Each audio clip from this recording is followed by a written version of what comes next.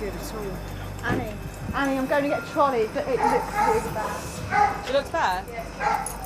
Poor Oslo is very badly injured. He may have been rescued, but were the team already too late? His life hangs in the balance.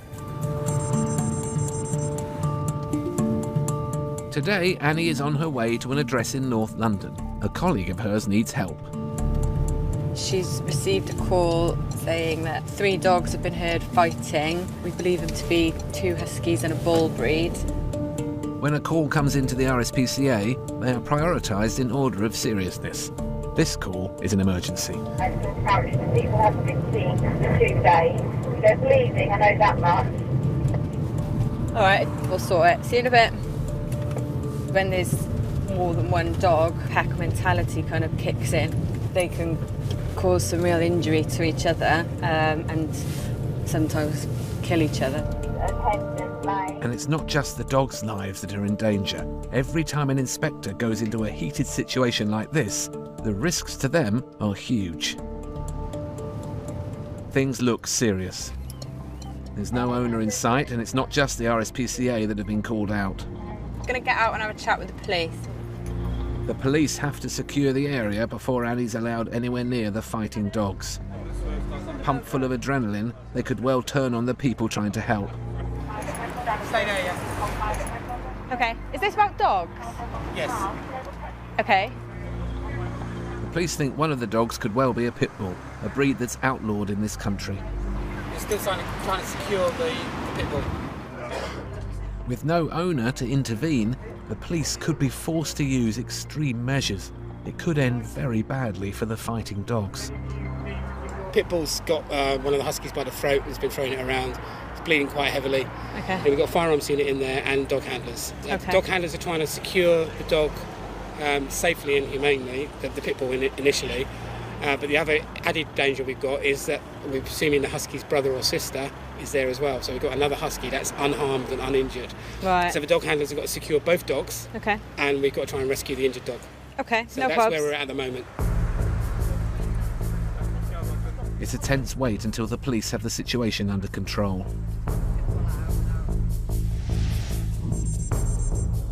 Dogs fight for all sorts of reasons. Sometimes it's to show who is boss, sometimes over food, and sometimes over a bitch in heat.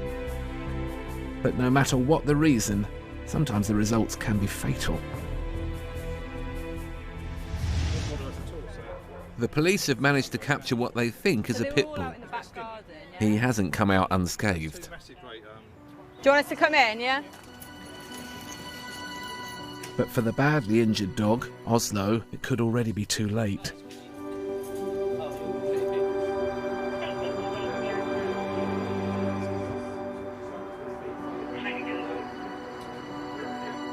He's covered in blood, and with such thick fur, it's difficult to tell quite how bad the injuries are. Do you want me to go and bring the van up here? Yeah. The location of the other one. You need a handle. Yeah, I think we have to go closer with this. Oslo is too weak to make it to the cage on his own. There you go, mate. He's in shock. This might not sound serious, but sometimes shock can kill. While searching the house, Annie discovers another dog, a female husky. It's possible the 2 dogs could have been fighting over her. She's unharmed, but she looks very shaken up by the whole experience. We're going to go to the hospital with the injured one and also with the pit bull because he's got some puncture wounds to his face. Get some pictures and then maybe try and establish what's going on, really. You all right? Yeah. So with Oslo, the injured dog, loaded up, it's a race against time to get him to hospital. It's awful. I mean, if you've ever witnessed a dog fight, it's horrible. It's the noise. And I think those, the dog handlers and the police who arrived first on scene felt quite helpless because they were watching it over the fence and obviously they weren't going to endanger themselves by getting in the garden, so had to do their best whilst waiting for armed officers. They may have arrived at Harmsworth Animal Hospital in North London, but there's a problem. Oslo, the badly injured husky, has taken a turn for the worse. It doesn't look very good at all. Annie, I'm going to get a trolley, but it looks really bad. She looks bad? Yeah. Hello, Angel. The condition seems to have deteriorated since we left. Now kind of lying down. Doesn't look very happy. Poor Oslo is very badly injured. He may have been rescued, but were the team already too late? His life hangs in the balance. Now there's no time to waste. His pupils just completely not reacting. Oslo is really struggling to stay with us. He's going into shock at the moment, so we need to support his circulation primarily. What? So the vet has to act quickly.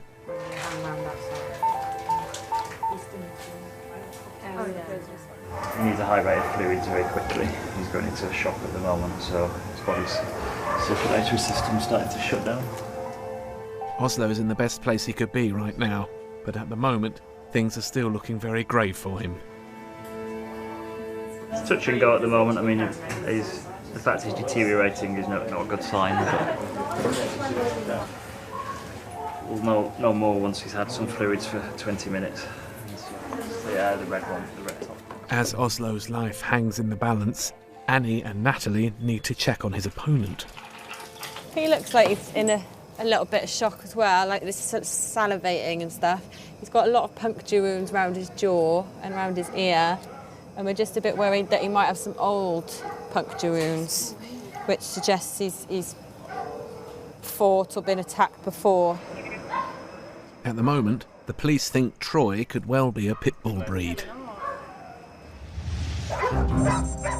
Pit bulls are fighting machines and in the wrong hands can be a deadly weapon.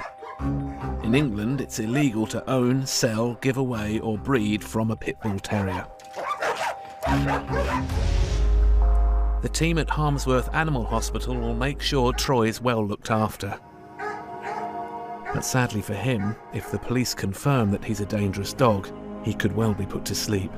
The suspected pit bull type dog has been taken into police kennels, so they will then get it examined by a DLO, which is a police officer who kind of has knowledge about identifying bull breeds as to whether they're pit bulls or not. So for now, Troy's future is looking uncertain. But how is Oslo doing? Basically what happens when they go into shock like this is that their circulation starts to shut down, and so they can suffer problems with organ damage due to not enough blood flow. There's different types of shock in dogs, but the main one I'm worried about in this guy is whether he's losing any blood anywhere. So we're just going to scan his abdomen now just to make sure there's no blood loss there. Oslo still isn't perking up. This could be a sign that his injuries aren't just skin deep.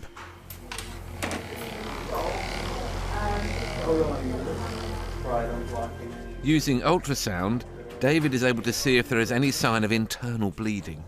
The problem is with dogs like this is they have quite thick fur, so there can be little cuts and all over the place which you can't see. Things already look bleak for Oslo. More injuries could spell tragedy. It is quite early on, so sometimes if they're very small pockets, then it wouldn't necessarily show at this stage, but just making sure there's no catastrophic bleeds. What we'll also do is a quick x-ray of the chest as well. Until Oslo shows any signs of improvement, he will have to be monitored constantly. He could still go downhill very quickly. Vet David Mills has already used ultrasound to see if he has any internal injuries. Now he needs to give Oslo an x-ray. Seeing here is the dog's head is up at this end, and then the heart is in the middle. We're looking at the lungs around here, which look normal at this stage. With the way that we've taken the x-ray, we also get a shot of the abdomen as well, and so we can see that there's no fluid collected in the abdomen either, which we saw on the ultrasound anyway, but it's nice just to have confirmation as well in the x-ray. because the dog's only been here for sort of half an hour, so things can develop and these situations can change quickly. So we may need a repeat X-ray later on if things don't settle down as we'd like. For now, Oslo is stable, but at any moment he could take a turn for the worse. Whilst he's nice and settled, and we're happy that he's got fluids and he's got some morphine in his system, so he's quite sleepy now. We're just doing a secondary assessment now of his wounds. But his injuries are extensive and severe, and with vital organs just centimetres beneath the surface of the skin, bites can sometimes kill. The main pad on his back right leg has become detached. I think it's been bitten through, so he's sustained quite a lot of damage to that, which we'll probably need to take it off, which shouldn't be too much of a problem. But it's very sore. The pads are very sensitive in dogs, so it'd be very stingy indeed to have that. And the other dog has managed to bite right into the front of his paw too. Whilst David looks at each injury, the evidence is documented. So if it's found the owners are at fault, they can be prosecuted. Can you just put photo 1 right hind, otherwise I'm going to get my legs mixed up when we do the... Left hind. It's my eye, David.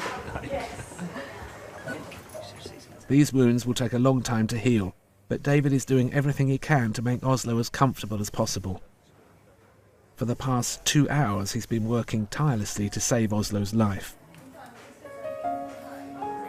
But it's been worth it. He's on some pain relief within his drip bag now, which will keep him comfortable overnight. And the outlook looks good for him. Mostly it looks like puncture wounds. A couple of deep wounds on his back feet, which are soft tissue wounds, so they should heal fine. And the plan for him would be to keep him stable overnight and then sedate him tomorrow to flush out his wounds and assess the damage. But if that's all he's left with after that sort of attack, then he's done very well. So whilst Oslo is left to recover from his ordeal, now the team need to investigate why the owner left 3 dogs alone to fight in the first place. What we're looking at is whether he took reasonable steps to protect those animals from pain, injury, just because at the end of the day something serious has happened, a dog could have died. We're just lucky that the police responded when they did. Everyone worked really well together and acted quickly, so I think any longer it could have been a very different story, really. Well, we've got some great news. Oslo has made a fantastic recovery. It's been just over 4 weeks since his ordeal, and Annie Simmons is paying him a visit to find out how he's been getting on. Sit. Sit. Paw. This husky has certainly bounced back, but Annie will never forget the day she found him. Good boy. When we came across Oslo in the back garden, he was responsive, but he was covered in blood. But obviously, you can see he's got a very thick coat. We couldn't quite see where the blood was coming from. By the time we got to the hospital, though, his condition had deteriorated quite a lot. It was a bit touch and go. Had he not received the treatment that he'd received at that point, he may not have be here today.